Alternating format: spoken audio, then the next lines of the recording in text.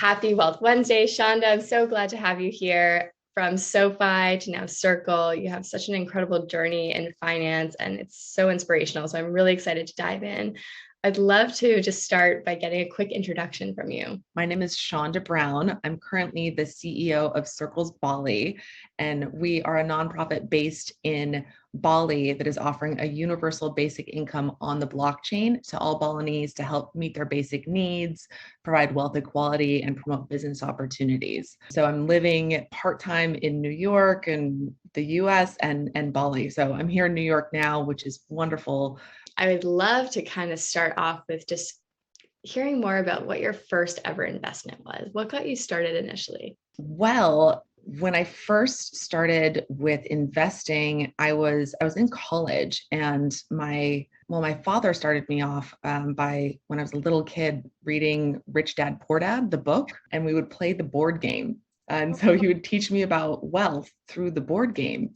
And we would learn about what the difference between an asset is and a liability, and what is passive income. And so I had this wealth consciousness and awareness of wealth, and the belief that I built was just it's an exchange of energy. So I didn't build any negativity towards wealth and saw it as an opportunity to have more freedom to be able to choose what and when, where, and with whom I wanted to do things. And so I always had a positive attitude towards money and what that means. And so I had been shadowing on a lot of my father's investments without even having my own money. He would give me bonds, and I would help him trade things and say, like, okay, let's do this thing, and actually kind of play with it. It was kind of fun to play. And I wasn't invested at that really young age. But then when I started having actual income, I worked jobs throughout high school and college, and I started just playing with the stock market. I went into finance and economics for my degree at Santa Clara University, and one of my professors just helped me with coaching and understanding what these are and playing with small amounts of money to understand like how things worked. Granted, I got really lucky. It was 2001 and the stock market was going crazy. So no matter what I picked, it would have been pretty good. But it turned out really, really to be smart investments. And I was able to use those funds then to travel after college and just go to Europe before I started my next thing. So yeah, positive experience with learning about money.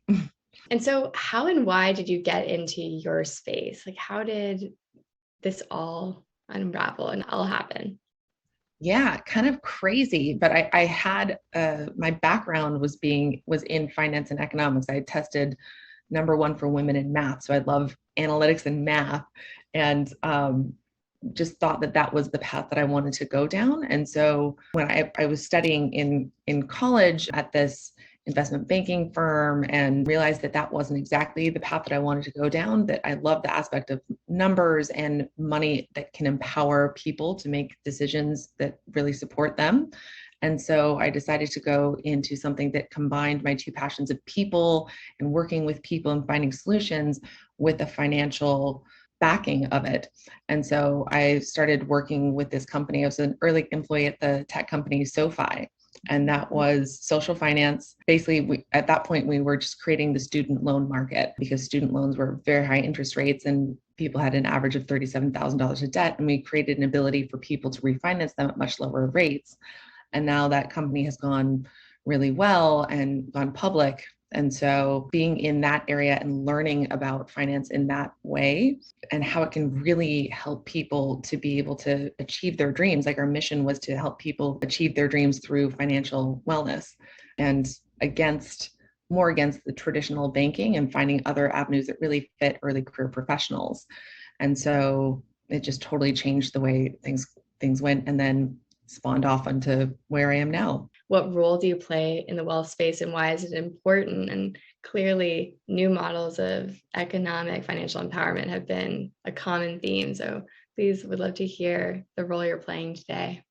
Yeah. So, what I feel my role right now is to really empower the underserved market. And we're doing that with an unprecedented experiment it's never been done before to this scale, but it's really to be able to create a new economy, pretty much a local economy with a community currency for Balinese to be able to trade internally and be able to buy supplies for their basic needs and be able to buy the food, the housing, the clothes, the education, the healthcare, ceremony needs, we just discovered is another basic need in Bali, and be able to purchase those with an alternative currency, and be able to support them through that. So, this is a big experiment, but I really feel like this can work. We may be 20 years ahead of our time, but we're starting this now and starting to see what we can learn from this so that we can build this in other areas in the world.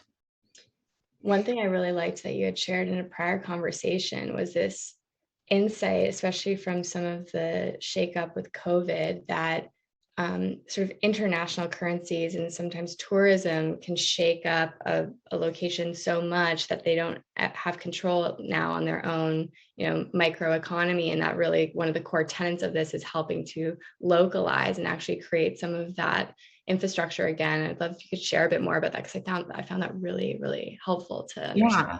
That's a great point, Elena. So 80% of income is based on tourism in Bali. And so when the tourism industry crashed, it was devastating to individuals. I mean, they were unable to eat and to feed their families. And it was just, we didn't know how long this would last. We still don't know how long it's going to last because Bali's still in lockdown with Delta. And so we were looking for solutions, and the truth is that there couldn't be a dependence on an external economy anymore, that this had to come internally. And so that's why we thought this was the perfect time to introduce something like this, which fundamentally I think would be more beneficial to everyone within Bali instead of taking those dollars out. And so that's what we're doing right now. And the feedback that we've gotten so far, we've just done a pilot in 3 villages, is that this is exactly how Bali used to operate. With the local economy and the local markets, and they're excited to go back to more traditional ways to meet those basic needs. Fascinating. Working in this industry of these new models of financial empowerment, all the way from SoFi to Circle, what do you think is the most exciting thing that you've learned that you would want others to know? Most exciting thing is just the ability and the freedom that money can offer you, and financial awareness. That's one of my favorite things to do, is just to talk to people about this whole concept and understand the belief systems that are underneath those processes, and the wealth consciousness, is as I call it, whatever term you want to call it. And just for me, that this is an ability to create something, and that doesn't need to be something that we're afraid of, because that fear is there's a trajectory of something that is negative, that wouldn't necessarily support that. And so that's okay. It's really scary, but being able to really embrace that and take little baby steps, one step at a time, and really understanding that what I put out there will come back. And so being able to say affirmations and what it is about what you want to create, to be able to create that wealth and those opportunities in your life. Is there a person or a company that's really inspiring you in this space right now?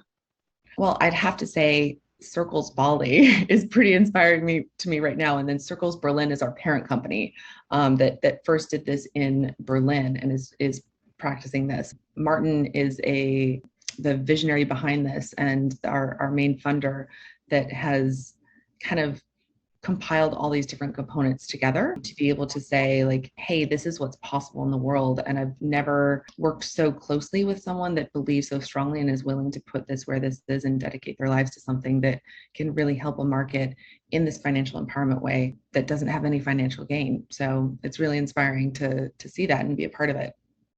And so what advice would you give to somebody getting started, maybe even especially moving from a more traditional finance to a decentralized finance?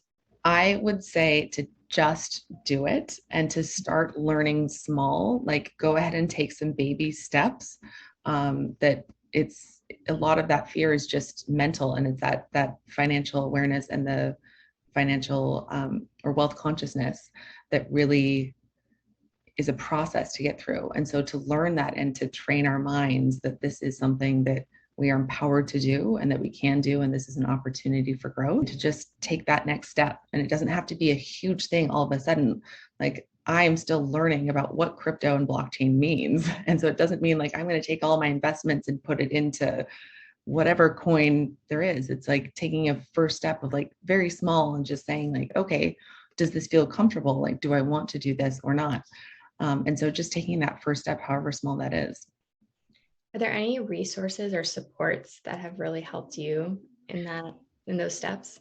Yes, I have joined some like women's groups where we talk about money very clearly. And this is what we've offered at SoFi too, is just hosting women to just get comfortable talking about money and seeing that there's other women that are doing this too.